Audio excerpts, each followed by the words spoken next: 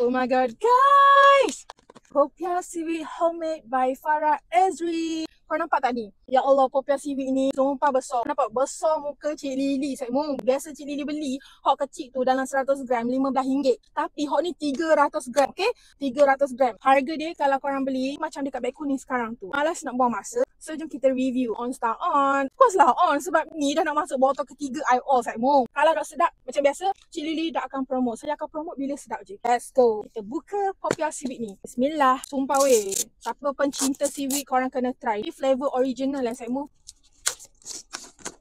Penuh. Penuh weh. Penuh.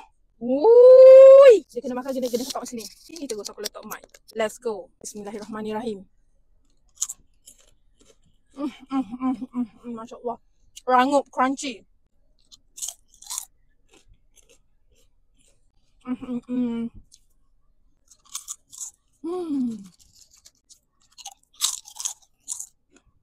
Sedap. Penuh ni. Seaweed dia penuh. Bukan sikit-sikit penuh weh. Siapa peminat ni menjadikan seaweed ni sebagai korang punya snacking pun better daripada korang snacking benda-benda yang lain. Sebab seaweed ni, seaweed benda yang sihat kot.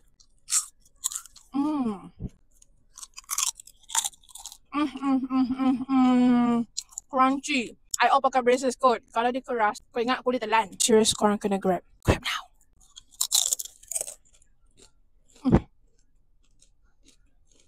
Cik Lily tak nak cakap banyak. Korang grab sekarang ni, okay guys? Kalau ada kat beg kuning tu, tolong proceed beli sekarang. Kalau tak ada, kau menangis lah baju katil. Yang penting korang kena try. Sumpah best. Popiah seaweed homemade ni dah makan tak boleh berhenti Saimong. Tak boleh berhenti.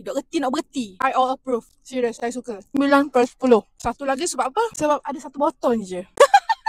So, dia kena ada 10 botol baru saya bagi 10/10. Okay Saimong? Bye. Assalamualaikum.